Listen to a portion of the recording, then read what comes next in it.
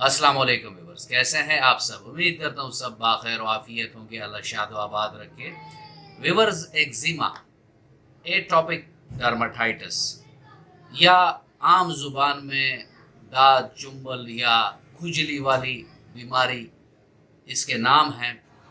तो मेरे पास फॉलोअर्स ने ये पूछा है कि डॉक्टर साहब कोई ऐसी वीडियो हमें बना कर दें कि जिसमें आप इस बीमारी पर मयाज़म के तनाज़र में हमको कुछ बता सकें नया।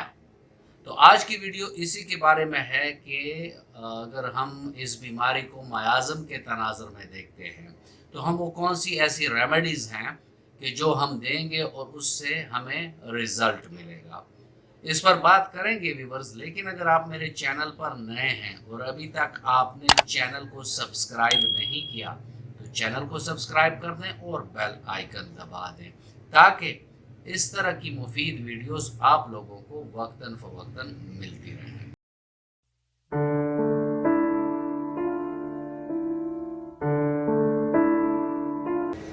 व्यूअर्स, एटॉपिक डर्माटाइटिस या एक्जिमा या खुजली या दाद चुंबल, ये जो बीमारी होती है ये एक जल्दी बीमारी होती है।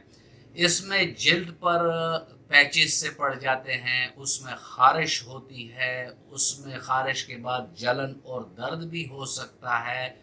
इसमें दो टाइप के एक्जिमा होते हैं। एक ड्राई एक्जिमा होता है, यानी वो खुश्क होता है और उसमें खुजली होती है और उसमें स्केल से भी बाज़ औक़ात आ जाते हैं कि ज़्यादा खुजली करते हैं तो ऊपर की जिल्द ही उससे उड़ जाती है। इसके अलावा इसमें जो दूसरी किस्म है वो है वेट एक्जिमा, यानी जिसे कहते हैं गीला एक्जिमा। उससे कुछ ना कुछ येलोइश सा फ्लूइड जो है, यानी पीले रंग का या जर्द रंग का कोई फ्लूइड चिपचिपा सा उससे आता है। अगर आप उसमें खारिश करेंगे तो उसमें और भी दर्द और जलन ज़्यादा हो जाती है। ये कुछ ऐसी अलामात थी एटॉपिक डर्माटाइटिस या एक्जिमा की। अब अगर हम इसकी कॉजेशन पे जाएं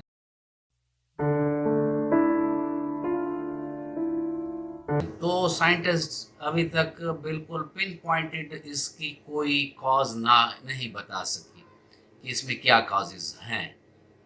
जो मुख्तलिफ रिसर्च थ्योरीज में और स्टडीज़ में बातें सामने आई हैं उसमें ये आया है कि उन लोगों को ये ज़्यादा होता है कि जिनको कोई रिस्पायरेटरी ट्रैक के मसले हों, जैसे अस्थमा, क्रॉनिक साइनोसाइटिस, उन लोगों को ये मसला हो सकता है। फिर उन्होंने बताया कि उन लोगों को भी ये मसला हो सकता है कि जिनका इम्यून लेवल कम हो, यानी उनकी क़ुव्वत मुदाफ़ियत कम हो, तो उन लोगों को भी ये मसला हो जाता है। उन लोगों को भी ये मसला होता है कि जिनके जहन में टेंशन, डिप्रेशन और नेगेटिव थॉट्स ज़्यादा होती हैं, यानी उनके दिमाग में, जिसे ब्लैक थॉट्स कहते हैं, यानी उनके दिमाग में तारीकी सी होती है, मायूसी सी होती है, परेशानी सी होती है। 24 घंटे वो किसी न किसी टेंशन, एंजाइटी में मुब्तला रहते हैं। इसके अलावा अगर फेमिलियल, यानी इसे जेनेटिक काज कह लें, मुरासी वजह, अगर वालिदैन में से किसी एक को एक्जिमा है तो बच्चों में भी एक्जिमा आ सकता है।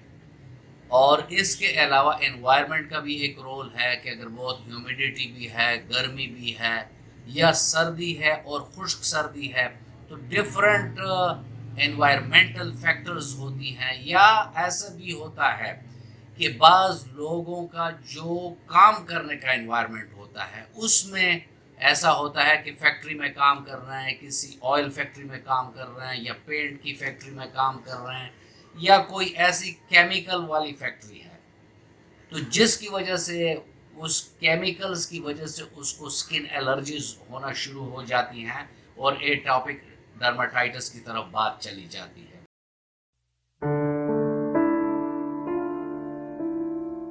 व्यूअर्स, अब हम देखते हैं कि होम्योपैथिक में मयाज़म के तनाज़र में हमारे पास कौन सी ऐसी रेमेडीज़ हैं कि जिसके बहुत एक्सेलेंट रिज़ल्ट आते हैं। जितना हमारा क्लिनिकल एक्सपीरियंस रहा है, इसमें सूरा मियाज़म जो है वो बहुत ज़्यादा अमल दखल रखता है एक्जिमा और एटॉपिक डर्माटाइटिस में। और सूरा में आप सबको पता है کہ جو سورہ کی سردار ادویات میں سے ایک دوا ہے اس کا نام ہے سلفر.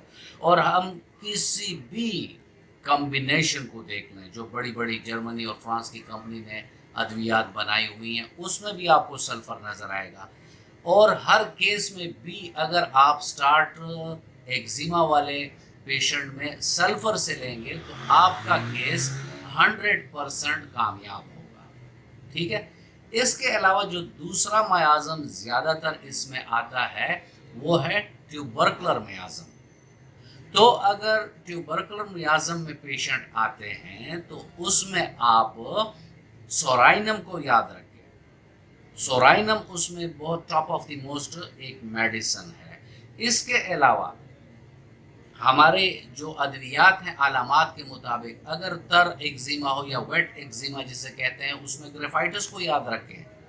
اور اس میں آپ سکن میں یہ بھی یاد رکھیں کہ آپ نے ہائی پوٹینسی یوز کرنی ہے اور اس کو بار بار نہیں دہرانا.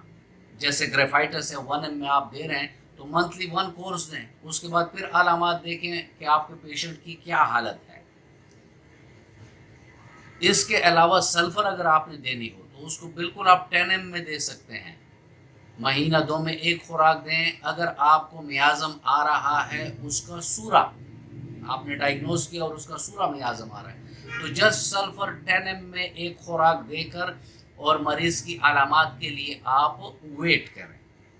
باقی اگر آپ لوگوں کو یہ انٹرسٹ ہو کہ ایگزیما کے لیے اور کون سی ایسی ادویات ہیں علامات کے مطابق تو وہ نیچے ڈسکرپشن میں نے ادویات دی ہوئی ہیں ایکوریٹ علامات کے ساتھ تو اس کو بھی آپ دیکھ سکتے ہیں. اس ویڈیو کا مقصد جسٹ یہ تھا کہ میں میازم کے تناظر میں آپ سے بات کروں اور وہ میں نے تقریباً آپ کو بتا دیا کہ سورا اور ٹیوبرکلر یہ دو میازم بہت زیادہ یعنی 80 to 90% اس میں انوالو ہوتے ہیں. بعض کیسز میں سفلس بھی آ جاتا ہے لیکن زیادہ تر اس کے کیسز سورا میں آتے ہیں. اس کے بعد دوسرے نمبر پر ٹیوبرکلر میازم آتا ہے اور وہ میڈیسن میں نے آپ کو بتا دی.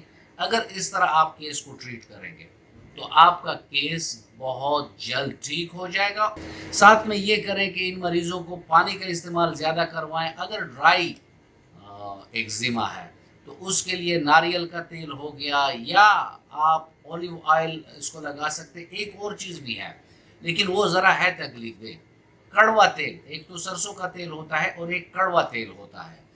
اگر آپ 15-20 دن میں صرف ایک بار کڑوا تیل اپنے جسم پر لگائیں گے تو آپ کو ٹاپیکلی بھی ایک ریلیف ملے گا لیکن سٹارٹ میں اس سے انتہائی جلن ہوتی ہے. سخت جلن ہوتی ہے. کبھی بچوں میں اس کو استعمال نہ کروائیں کیونکہ بچے پھر بیچارے رو رہے ہوں گے. آپ کہہ رہے ہیں کہ ویسے ہی رو رہے ہیں جبکہ ان کا سکن جل رہا ہوگا. بڑوں میں آپ اگر تھوڑا کم ایریا ہے اور وہاں آپ لگا سکتے ہیں تو کڑوا تیل بھی آپ لگا سکتے ہیں لیکن روزانہ نہیں. 15 سے 20 دن میں ایک بار.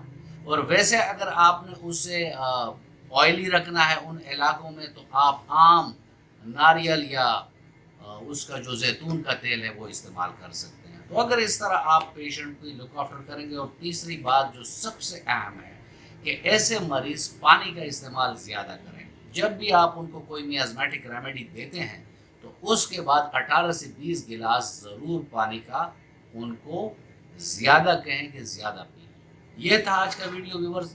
اگر آپ کو اچھا لگا ہے تو ویڈیو کو لائک کر دیں اور فرینڈ اینڈ فیملی ممبرز کے ساتھ اس کو شیئر کر دیں. ملتے ہیں کسی ایسی ہی اچھی ویڈیو میں. تب تک کے لیے اجازت.